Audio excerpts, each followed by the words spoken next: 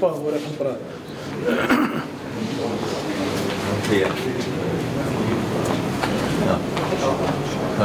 Môre, julle, dankie Pieter vir die uitnodiging. En ja, dit is 'n voorreg om hier te wees. Dit is so half en half moeilik. Ek het nou verwys na dokter Pieter Raad en my net laat dink dat my vrou het, en het is altyd maar 'n kwessie in die huishouding, want sy het blindelings geglo wat ons huisdokter sê. Enigiets wat sy sê, dis evangelie, dis die waarheid. Tot die dag dat ek my doktersgraad kry, toe glo sy niks meer wat die dokter sê nie.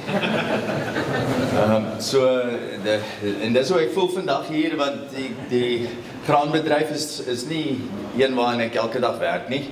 Toe Pieter vir my 'n bietjie vra oor die konsep van verpilde verrykte hoendermis in 'n koringbemestingsprogram, was dit ek bietjie probeer verstaan wat het hy in gedagte, en so ek tap so 'n bietjie aan vandag aan die agtergrond wat hy my gegee het en die logika wat hy my gegee het. En hy het eintlik vir my gevra, wat dink ek daarvan? En toe vra hy op die eind van my of ek maar miskien met julle kan praat oor die konsep. So net miskien so 'n bietjie, as 'n mens net 'n vergelyking maak tussen strooi en hoendermis en beesmis, net van 'n organiese oogpunt, dan kan jy sien hoendermis as sulks is oor die algemeen, en jy weet, as jy nou kyk na die stikstof, party hoendermis kan opgaan na 3,5% stikstof selfs. Maar oor die algemeen in vergelyking met beesmis is die element inhoud daarvan redelik hoog. In vergelyking met strooi kan jy sien is daar dramatiese verskil, en ek dink een van die goed wat 'n mens wat hoendermis 'n waardevolle produk baie keer maak, is die lae koolstof tot stikstof verhouding. Die stikstof daarin is baie vinniger beskikbaar, is vinniger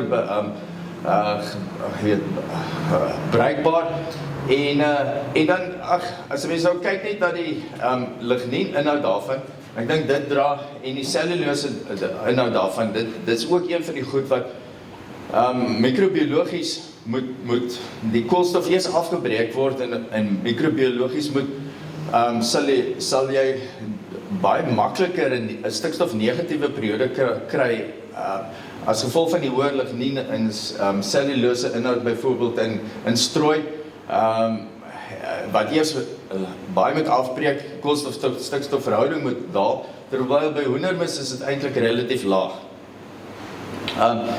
So ek dink die implikasie is net dat hoendermis as sulks is 'n goeie bron van voeding wat redelik, selfs die stikstof daarin is redelik vinnig beskikbaar. Nou, wat is die voordele van 'n verrykte gekomposteerde hoendermis? En ek dink dit is wat Atlantic produseer. Ek moet sê, nadat ek nou met Pieter gepraat het, ek gedog, dan moet ek net 'n bietjie weer uitvind oor die produk, want ek weet niks van die produk nie. En hy het vir my gesê, dis 'n verrykte gekomposteerde hoendermis. En ek dink daar's 'n klompie voordele in die feit dat dit gekomposteer word, en dan gaan hulle natuurlik so ver om dit te verryk.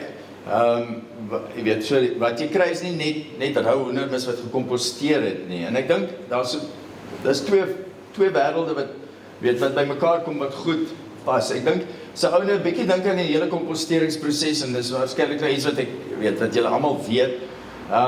In die komposteringsproses het jy microbiologiese aktiwiteit. In die proses sal die mikroorganismes soos hulle aandeel en vermeerder, gebruik hulle koolstof uit die omgewing of uit die materiaal uit, en hulle respireer en hulle skei dit af as koolstofdioksied. So die koolstof tot stikstof verhouding daal in die komposteringsproses. So enige materiaal wat 'n mens komposteer sal beteken dat jy opeindig met 'n laer koolstof tot stikstof verhouding as dit deur daai komposteringsproses gaan. Maar in daai proses het die mikroorganismes skei dan immuunkomponente af, en die organismes gebruik die maklik beskikbare organiese materiaal, maklik verteerbare, benutbare organiese materiaal, bou dit in hulle eie liggame af, en hulle skei dan meer stabiele vorme van koolstof af. En dit is wat ons dan nou humus noem, wat onder andere dan komponente soos immuunsuur en sulfiensuur insluit. En daai komponente is nie so maklik beskikbare voedingsbron vir organismes nie. Jy weet, so as 'n ou nou byvoorbeeld, as ek 'n voorbeeld kan noem, immuunsuur op jou grond toedien. Baie mense sê dit stimuleer mikrobe-aktiwiteit. Dis alles behalwe waar, want daai immuunsuur is nie 'n goeie bron van ‘n goeie voedingsbron, 'n maklik beskikbare energiebron vir jou organismes nie. Okay, hy het dalk ander voordele, maar definitief nie wat microbiologie betref nie. En so, as jy opeindig met 'n gekomposteerde produk, het jy meer stabiele organiese materiaal wat nie vinnig microbiologies afbreek nie, selfs nie eens so vinnig oksideer in die son nie. Okay, en hy is meer stabiel, maar hy het 'n klompie positiewe eienskappe. Hy het 'n hoër lading, is komponent wat beteken jou waterhou vermoë word bevorder. As gevolg van sy lading kry jy beter struktuurontwikkeling.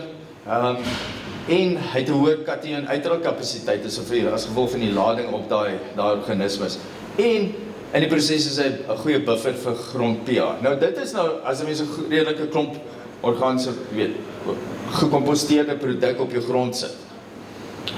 Maar dit is tog 'n voordeel wat 'n mens kry.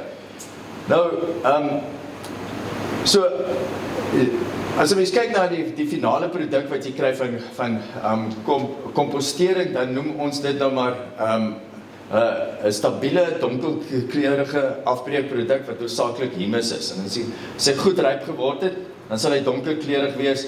Hy sal 'n lekker neutrale pH hê, goed ryk, sal nie meer microbiologies hoogs aktief wees of vinnig afbreek nie. So, en dit is 'n proses wat die Atlantic deurgaan met die hoendermis. Hulle het gesien, daar's 'n foto wat ek gewys het met die komposteringsproses. Hulle het windrye, hulle komposteer. So, okay, ek kan nou klaar die voordele van humus eintlik bespreek. Jy weet, so as 'n mens nou terugstaan en sê, weet, organiese materiaal, nou weet as jy stoppels op die land los of inwerk en dit breek microbiologies af, dan kom jy eintlik by dieselfde. Uiteindelik by dieselfde proses, maar dit vat 'n tyd, okay, vir jou om daarby uit te kom. Die ander ding is, as jy rou materiaal in die land afbreek, dan verloor jy 'n klomp volume, terwyl as jy 'n gekomposteerde produk wat ryp is, toedien, dan is die hoeveelheid verlies in terme van organiese materiaal is baie stadiger en baie minder, okay, die tempo daarvan. So, dis maar net so 'n bietjie agtergrond oor 'n gekomposteerde produk en die waarde van 'n mis byvoorbeeld wat gekomposteer is.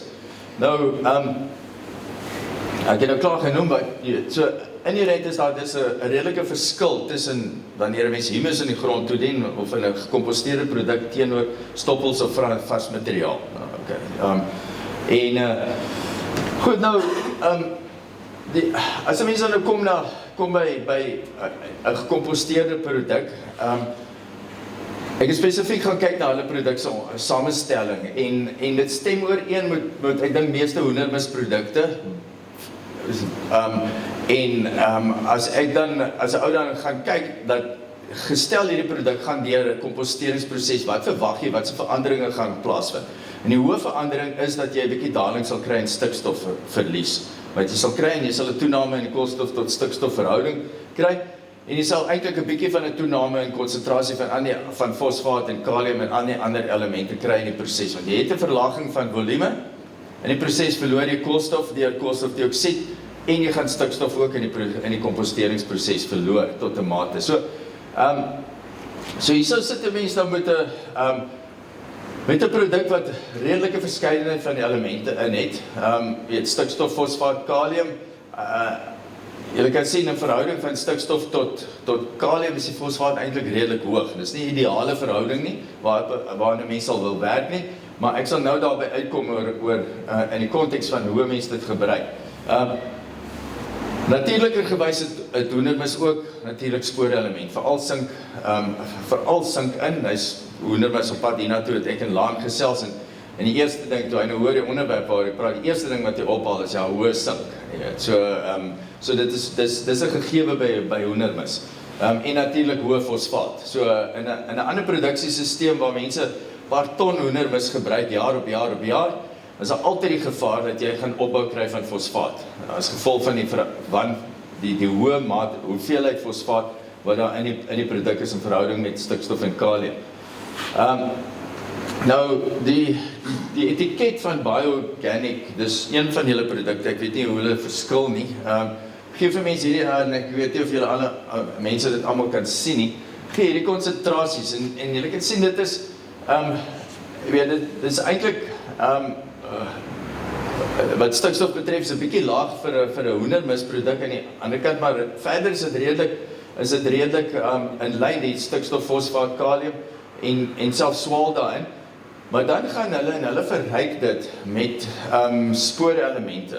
Okay, so die spore, hulle voeg spoorelemente by, en die konsentrasie binne in die produk styg dus.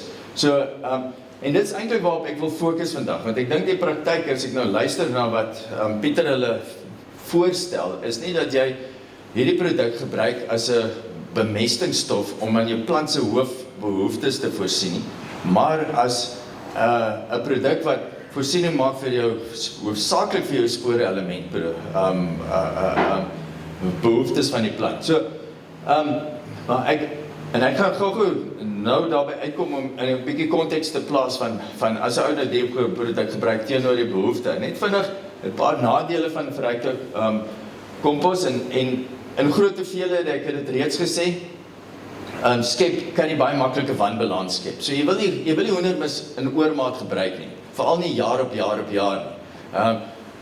As 'n mens 'n groot bron van hoendermis het, is dit 'n handige produk om te gebruik, maar van tyd tot tyd. Jy kan dit nie jaar op jaar gebruik. Jy gaan 'n opbou kry van fosfaat, en in die laboratorium baie tipies van jy weet, dis ek gewoon daaraan, as sekere streke waar ek weet mense baie hoendermis gebruik. As ek 'n grondontleding kry en die fosfaatvlakke is hoog, dan weet ek dis een van die boere in daardie omgewing wat tipies hoendermis gebruik. Jy sien dit op die grondontledings. Dit gebeur, jy weet, terwyl stikstof en kalium is mos nou nie 'n element wat noodwendig gaan opbou nie, afhangende van die grond. Kan dit beweeg en loog, uiteraard, maar fosfaat is een van die elemente wat jy met hoendermis as gevolg van die onbeweeglikheid daarvan kan opbou tot op vlakke, en ek dink Sarah het so vinnig daaraan geraak. En ek dink dit is miskien waar hierdie ene, jy weet, as jou fosfaatvlakke begin styg en baie hoog raak, dan begin jou sink byvoorbeeld ontoeganklik raak, en selfs van die ander spoorelemente ontoeganklik raak in die grond. So, hierdie is nou waardes wat ek het, en ek het so vinnig vergelyk met wat Charis gesê het, en ek hou eintlik meer van Charis, en dit is meer konservatief.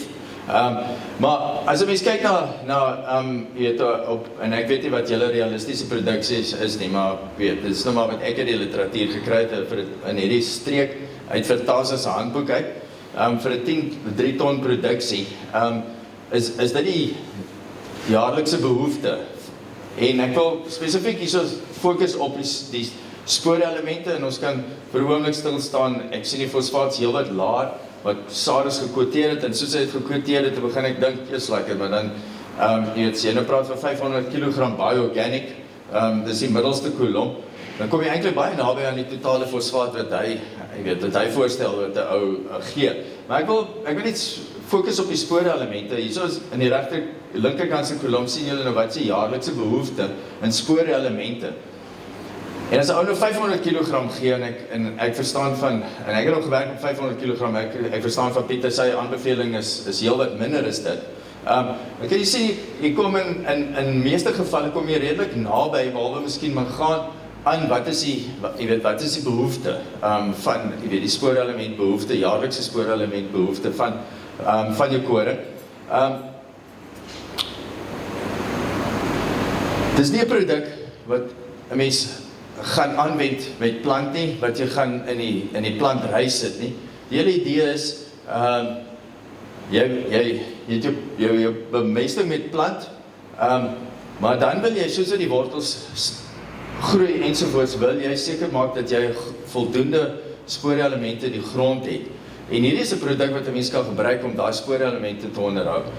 Dit is 'n produk wat dit toelaat vir jou om hierdie klein hoeveelhede van wat benodig word te kan uitstrooi, omdat dit 'n hanteerbare volume raak, plus is 'n produk wat dan en saam met die mens komponent toegedien word. En die mens hier spesifiek leer jou spoorelemente, maak dit meer toeganklik, hou dit toeganklik ook, en afhangende van wat die omgewing is, van die grond waarmee jy werk, hou dit meer toeganklik. Die hoë pH grond is, help dit om die spoorelemente meer toeganklik te raak. As jy in 'n omgewing is waar jy oormaat fosfaat het, gaan dit help om die spoorelemente meer toeganklik te hou. So dis eintlik maar wat ek het om te sê. Ek dink die benadering is deur hierdie produkte gebruik, gaan 'n mens nie afskaal op jou normale bemesting nie. Jy moet wys wees, jy moet kyk na wat kry jy en het jy nodig. Ek wil graag aansluit by wat Charles gesê het. Mens moet kyk na jou grondontleding, jy moet kyk na jou fosfaatvlakke. En dan jou fosfaatbemesting en jou plantry afskaal soos nodig. En ook onthou dat as jy hoeveel kilogram, 300 kilogram of 500 kilogram van hierdie produk sit jy sekere hoeveelheid stikstof neer, jy sit 'n sekere hoeveelheid fosfaat neer, maar moenie daaraan dink dat dit die hoofbron is van stikstof, fosfaat en kalium nie. Okay. Maar neem dit in ag, dat as jy dit wat jy in die plantry sit, dra ook by jaar op jaar tot jou fosfaatvlakke in jou grond argumentshalwe. So, goed, so ek dink die groot voordeel van hierdie produk is dit laat jou toe om spoorelemente in assosiasie met humus toe te dien. En ek gaan nou nie vandag stil staan by die voordele en die rol van spoorelemente nie. Dis ek weet daar raak ou tegnies en is eintlik vervelig om dit te bespreek. Behalwe net ek dink dat en ek dink Charles het ook daaraan geraak, dat as 'n mens 'n tekort het aan 1 of 2 spoorelemente, dan affekteer dit aan die einde van die dag jou hele plant se metabolisme. So dit is iets wat 'n mens net eenvoudig blindelings blind oor kan wees nie. So ek dink die sinergie van 'n gekomposteerde produk met spoorelemente dra definitief by tot 'n korttermyn produktiwiteit en oor die langtermyn help dit jou om die spoorelementvlakke op te bou en te vestig. So ja, dis al wat ek het om te sê. Dankie Pieter. Dankie. Enige vrae vir Pieter? Pieter, kan ek jou vra? Ja. Wil ek 'n paar